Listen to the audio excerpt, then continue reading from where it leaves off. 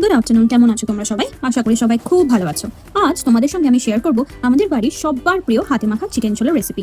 এই রেসিপির আসল রহস্য হলো সময় নিয়ে মশলা চিকেন হাত দিয়ে মেখে ভালো করে ম্যারিনেট করা। তাহলে চলো শুরু করা যাক।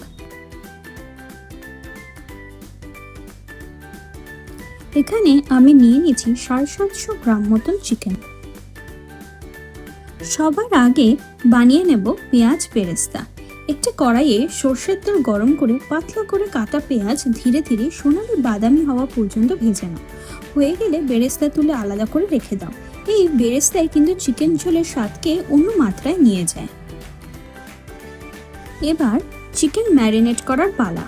একটি বড় বাটিতে চিকেন নিয়ে তাতে আদা রসুন বাটা, গোটা গরম মশলা, দুটো তেজপাতা, দুটো কুচনো পেঁয়াজ আর সেই বেরেস্তার বেশিরভাগটা দিয়ে দেবে।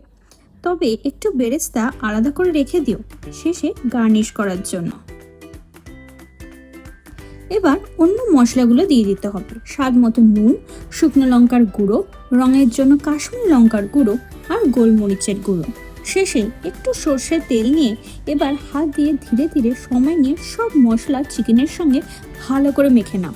এই হাতে মাখানোর মধ্যে কিন্তু এই রেসিপির আসল স্বাদ লুকিয়ে আছে। এবার কমপক্ষে 45 মিনিট ম্যারিনেট করে রাখো।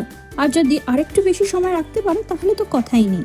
এই হাতে মাখা চিকেন ঝোলের রেসিপিতে যত বেশি সময় চিকেনটা ম্যারিনেট করবে ততই মশলার স্বাদ চিকেনের ভেতর ঢুকে যাবে আর ঝোল হবে আরও সুস্বাদু। এবার যে তেলে বেরেস্তা ভেজেছিলে সেই তেলেই পুরো ম্যারিনেট করা চিকেনটা দিয়ে দিতে হবে। বাটিতে যে মশলা লেগে আছে সেটাও যেন নষ্ট না হয়, তাই ওই বাটিতেই একটু জল দিয়ে ধুয়ে সেই জলটা কড়াইতে দিয়ে দাও। এবার ধৈর্য ধরে ভালো করে চিকেনটা কষিয়ে নাও। এই কষানোর ধাপটাই কিন্তু পুরো রেসিপির প্রাণ। আমাদের বাড়িতে সবাই খুব আলু ভালোবাসে, তাই এই সময় আমি আলুর টুকরোগুলো দিয়ে দিলাম। আলু দিয়েও আবার কিছুক্ষণ ভালো করে কষিয়ে নাও যাতে আলুতেও মশলার স্বাদ সুন্দরভাবে ঢুকে যায়। এবার প্রয়োজন মতো গরম জল দিয়ে ঢেকে 5 থেকে 7 মিনিট চিকেনটা রান্না করে নাও, অথবা চিকেন আর আলু যতক্ষণ অবধি পুরোপুরি সেদ্ধ হচ্ছে ততক্ষণ রান্না করে নাও। সবশেষে দিয়ে দাও 1 চামচ ঘি আর গরম মশলার পেস্ট। চাইলে গরম মশলা গুঁড়ো ব্যবহার করতে পারো।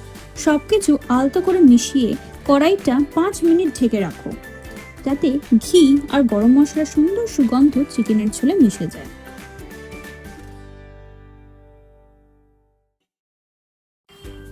সার্ভ করার আগে ওপর থেকে ছড়িয়ে দাও বাকি পেঁয়াজ বেরেস্তা আর কুচনো কাঁচা লঙ্কা।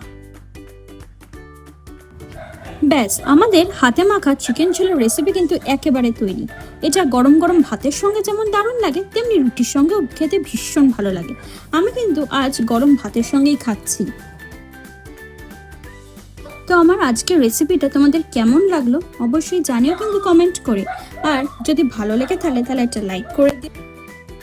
আর এমন আরও রান্নার রেসিপি আর ছোট ছোট খাবার বা ভ্লগস ভিডিও দেখার জন্য আমাদের চ্যানেলটা সাবস্ক্রাইব করে রেখো। আবার দেখা হচ্ছে তোমাদের সঙ্গে নেক্সট ভিডিওতে। টাটা।